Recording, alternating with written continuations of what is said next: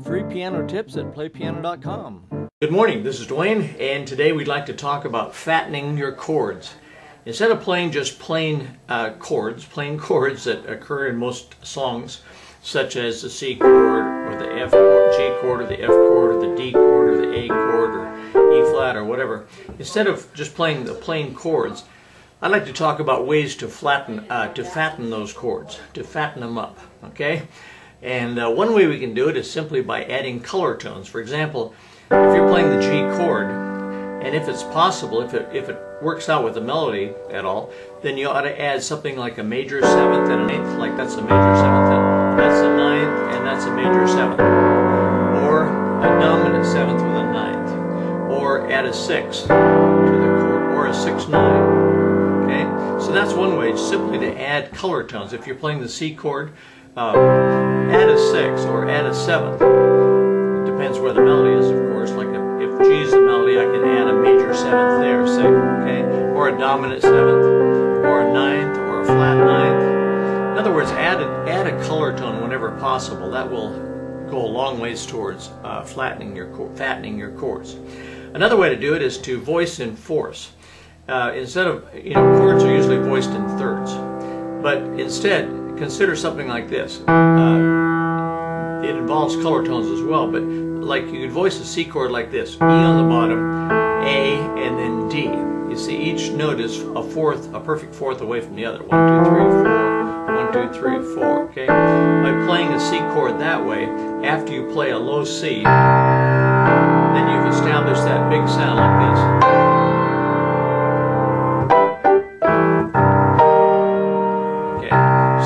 Voice and force, that gives a much more contemporary sound. But to do that, you have to play a root of some sort. For example, if it's a C chord, you have to play a low C or a low C and G, or better yet, maybe the whole roll of tenths like that. Another thing about force is you can go up by half steps or down by half steps and get a pretty good sound.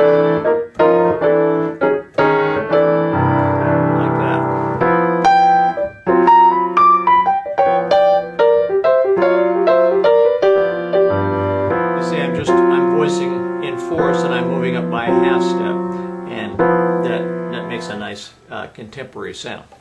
Okay, another thing you can do is to use crunches. Crunches are where you slide down on a chord. In other words, instead of just playing it like that, say we're playing that chord, instead of playing it like that, just take it from the top down.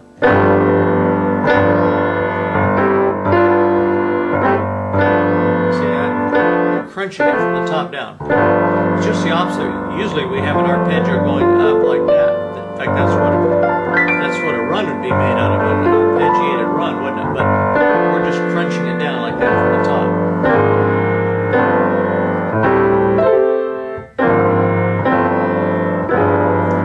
Now you don't want to overuse that, but that's one way you can make your chords fatter.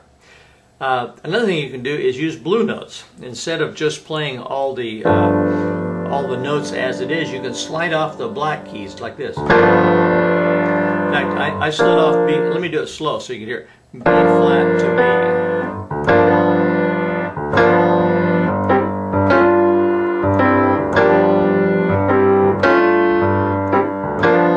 See, that gives a little impetus to the sound, doesn't it?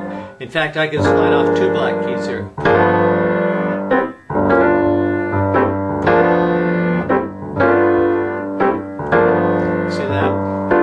So you can use blue notes to fatten your chords.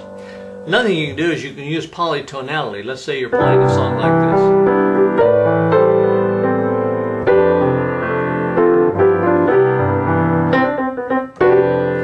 Hear that? The chord is F, but I'm playing the G chord over it. And that immediately, of course, makes a fatter chord, doesn't it? You have to resolve it. You have to get off the polytonality back to the tonality.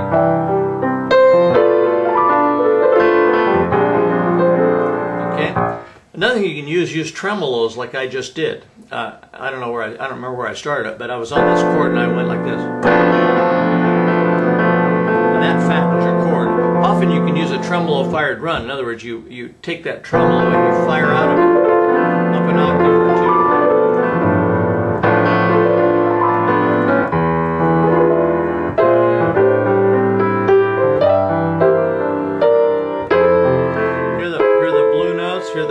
tones. You hear the crunches.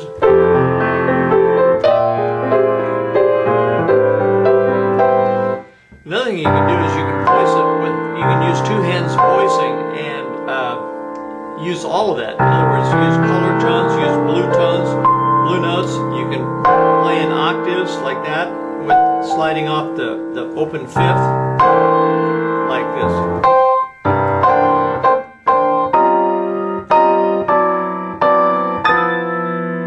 See that? You get a big sound like that. You get a fatter sound. Okay? So those are just a few ways. We've considered maybe 6 or 7 ways to make your chords fatter. So I encourage you to look into those. Now, my purpose here was not to.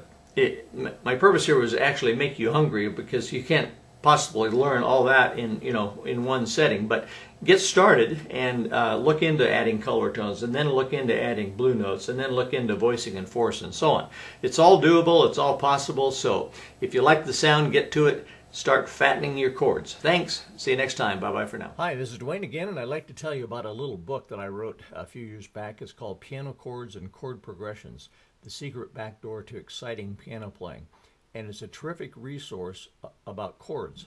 If you want to know more about chords, you ought to latch onto this book. It's just barely over 10 bucks, 11 bucks I think it is.